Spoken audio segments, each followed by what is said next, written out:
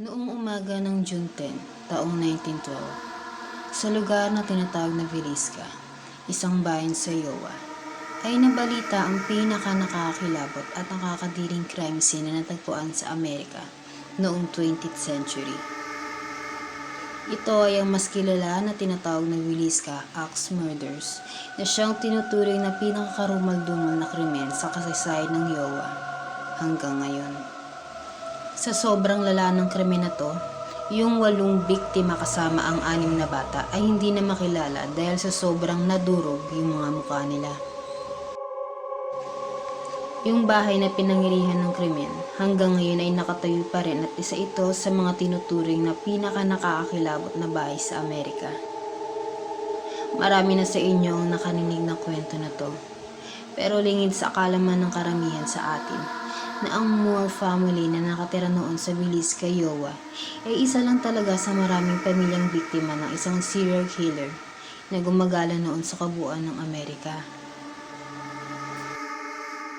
Nagsimula niya ng tupigaan at isampay sa bakuran nila.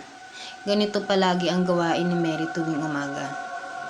Ang pinaka-pinagtataka niya lang noong mga oras na yun, yung kapitbahay niya sa Sarah ay hindi pa lumalabas ng bahay nito. Dahil sa mga ganitong oras, alas 5 hanggang alas 6 ng umaga, ay nagsisimula na ito magulis, maglaba, magpakain ng mga hayop nila at higit sa lahat makipagkwentuhan at makipagchismisan sa kanya ng buong umaga. Sa makalipas na mga taon ay ganito palagi ang umaga nilang magkapitbahay.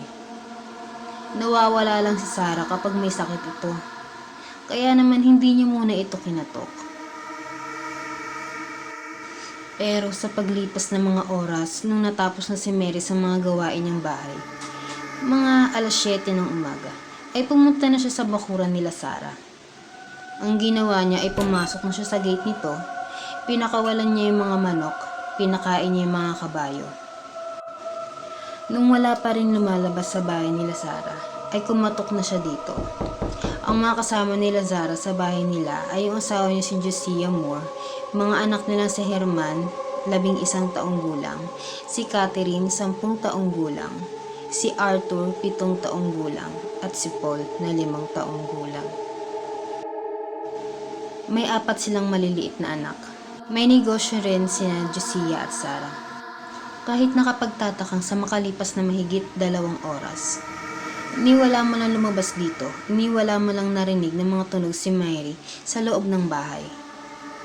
Sinubukan niyang buksan yung pintuan nito pero nakalak. Sinubukan niya rin buksan yung pintuan sa likod ng bahay pero nakasarado dito. Nagsimula ng mataranta si Mary, kaya ang ginawa niya ay tinawagan niya yung kapatid ni Josiah na si Ross. Sinabi niya kay Ross yung sitwasyon ng bahay at makalipas ng mga ilang minuto ay dumating naman ito. Ang ginawa ni Ross ay sumigaw-sigaw muna siya sa harapan ng bahay nila Josiah. Tinawag niya yung mga pangalan nito pero sa makalipas na mga minuto ay wala silang naririnig na kahit na anong tunog na nanggagaling sa loob ng bahay. Ang ginawa niya ay sumigaw na siya na papasok na daw siya ng bahay. Nilabas ni Ross yung kopya ng susi niya at sa pagbukas ng pinto patuloy pa rin sila ni Mary sa pagsigaw ng pangalan ni Josiah at ni Sarah. Si Mary ay naiwan sa harapan ng pintuan habang si Ross ay nagsisimula na mag-ikot sa unang palapag ng bahay. Habang tinatawag ni Ross yung pangalan ng kapatid niya, ay sinisilip niya yung kwarto na nasa harapan ng kusina. At dito, hindi niya maintindihan yung bagay na tinititigan niya sa ibabaw ng kama.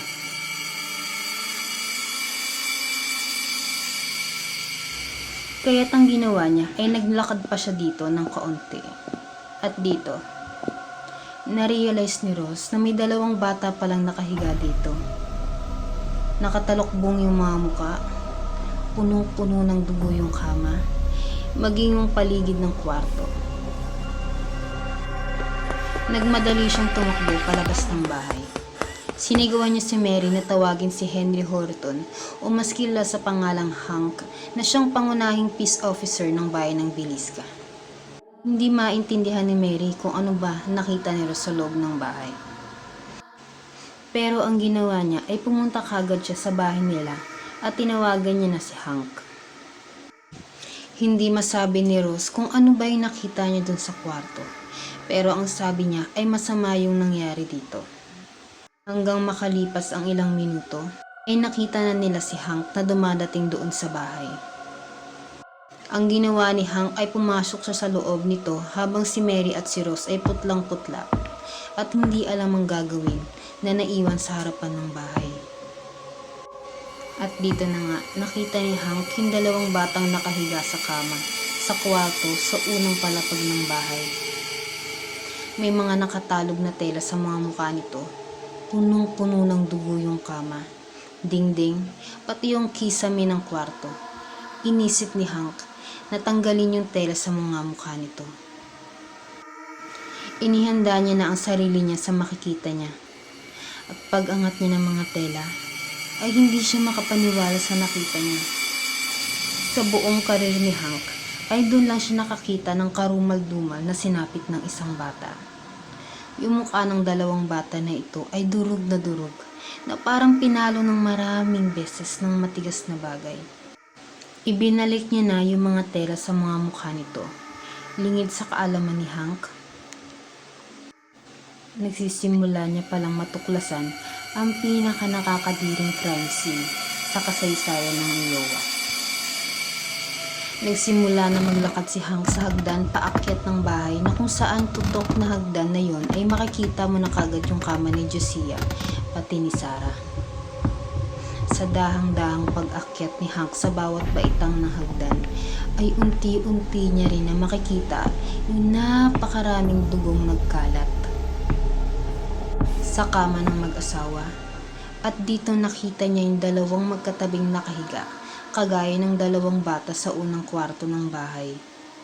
May mga nakatakip din na tela sa mga mukha nito.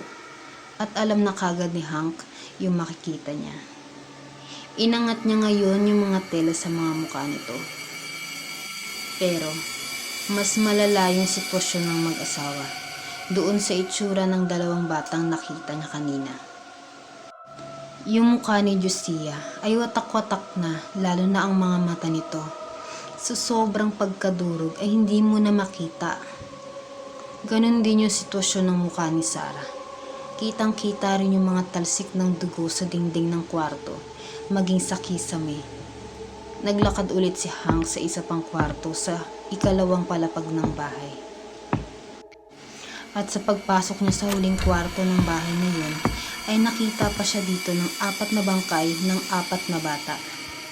Sa kasamaang palad ay sinapit din ito ng kaparehong sinapit ng unang 2 bata na nakita niya sa kwarto sa unang palapag ng bahay. May mga palo yung mga mukha nito sa mukha, galing sa isang napakatigas na bagay na siyang kumuha ng buhay nilang lahat. 8 bangkay ang natagpuan ni Hank na patay sa bahay na yun. Pare-pareho ang sinapit ng mga to. Nagmadali nang lumabas si Hank at pinatawag yung mga pulis ng Iowa.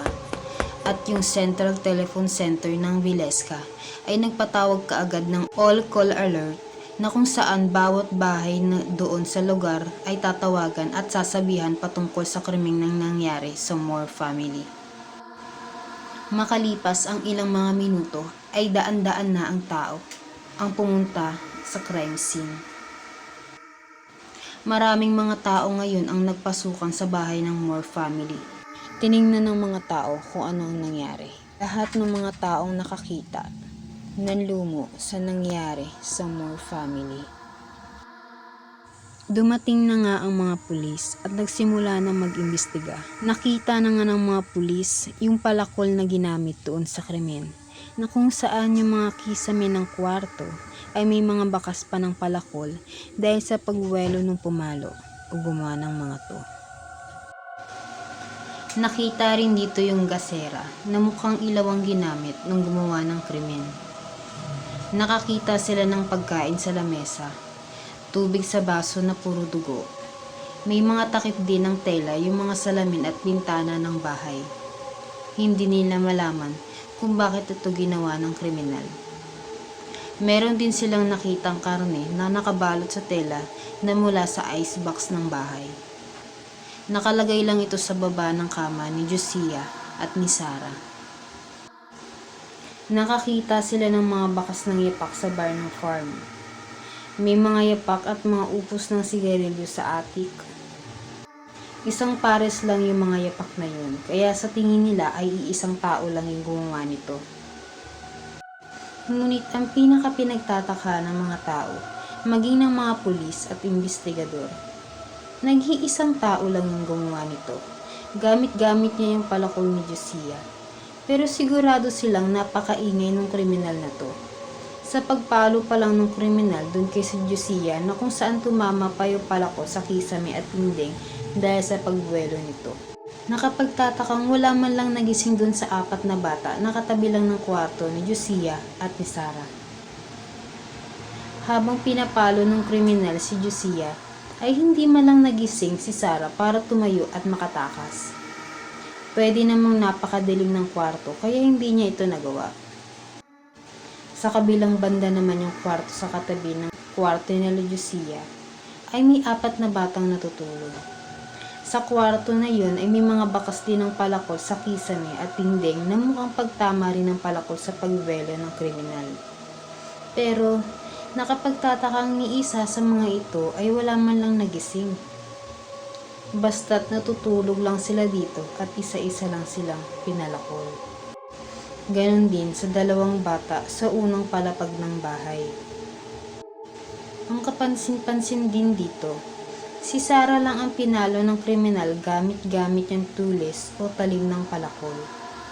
Dahil sila Josiah, pati yung 6 na bata, ang ginamit sa kanilang pampalo ay yung likod ng palakol. Ngayon ay subukan nating isa-isahin yung mga ebidensyang nakuha doon sa bahay na kung paano naganap itong krimen. Ito ay sa tingin natin nangyari noong June 9.